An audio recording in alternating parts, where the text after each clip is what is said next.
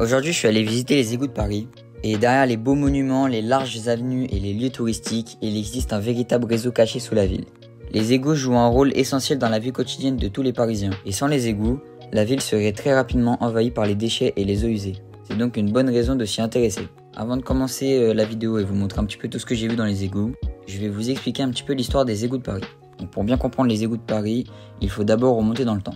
L'histoire de ce réseau souterrain est bien plus ancien que ce qu'on pourrait penser. Déjà dans l'Antiquité, les Romains, qui étaient experts en ingénierie, avaient installé des systèmes de drainage dans Lutèce, donc Lutèce qui est l'ancien Paris.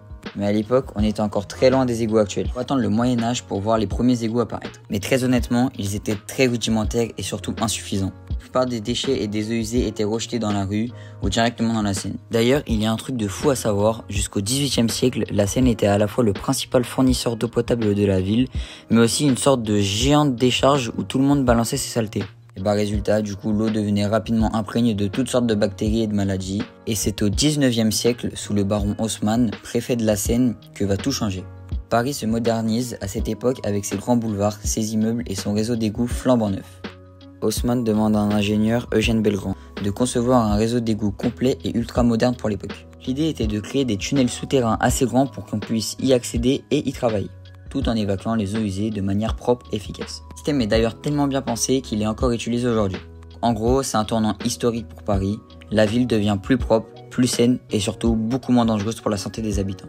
Maintenant qu'on connaît un peu mieux l'histoire, on va voir comment tout ça fonctionne aujourd'hui. Parce que les égouts de Paris, ce n'est pas juste des tuyaux qu'on ne voit jamais, c'est un réseau immense et super bien organisé. Et pour te donner une petite idée, il y a 2600 km de canalisation sous la ville. C'est juste énorme. Si on mettait tous ces tuyaux bout à bout, on pourrait aller de Paris jusqu'à Lisbonne.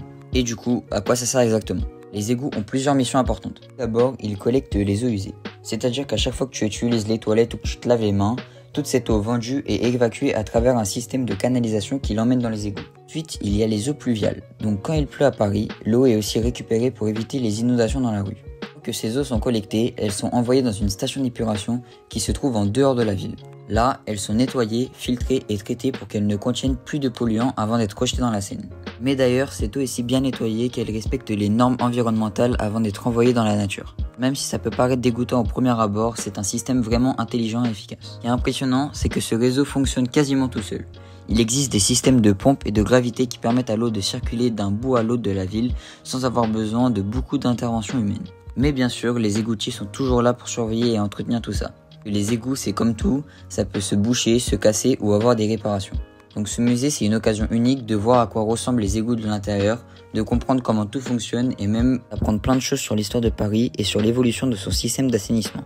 Avant de finir la vidéo, j'aimerais vous raconter quelques anecdotes que j'ai appris pendant la visite. J'ai appris quelque chose d'intéressant. Par exemple, le matin quand on se lave les dents ou qu'on se lave les mains, etc., il faut 12 heures pour que cette eau arrive dans la première station d'épuration à côté de chez vous.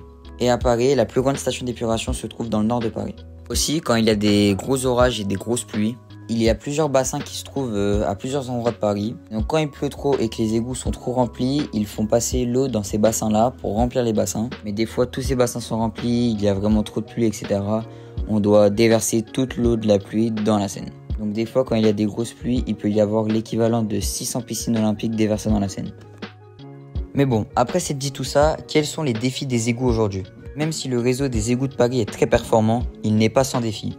Le premier, c'est évidemment l'entretien. Avec un réseau aussi vaste, il faut surveiller constamment l'état des canalisations. Les égoutiers doivent régulièrement descendre pour nettoyer les dépôts qui s'accumulent, vérifier qu'il n'y a pas de fissures et déboucher certaines sections quand des objets insolites finissent dans les canalisations. Car des fois, il peut y avoir des lingettes ou même des gros déchets qui ne devraient pas être là. Ensuite, il y a le changement climatique. Avec les fortes pluies de plus en plus fréquentes, les égouts doivent être capables d'évacuer des quantités énormes d'eau en très peu de temps. Sinon, l'inondation est très probable. C'est pourquoi le système est constamment amélioré pour s'adapter à ce genre de nouveaux défis. Enfin, il y a aussi la question de la pollution. Même si les eaux usées sont très bien traitées, il y a toujours des risques que des substances chimiques ou des déchets toxiques se retrouvent dans les égouts, ce qui complique leur traitement. C'est pourquoi aujourd'hui, il y a aussi tout un travail pour sensibiliser les Parisiens à bien gérer leurs déchets pour protéger l'environnement et ce réseau souterrain vital. Et pour finir, une petite anecdote assez rigolote. En 1984, ils ont retrouvé un crocodile dans les égouts de Paris. Donc c'était une femelle, c'était un crocodile du Nil qui était resté dans les égouts. Quand ils ont retrouvé ce crocodile, ils l'ont emmené dans un zoo en Bretagne et ensuite il a été transféré dans un zoo dans le sud. Donc voilà, c'était tout pour cette vidéo sur les égouts. J'espère qu'elle vous aura plu.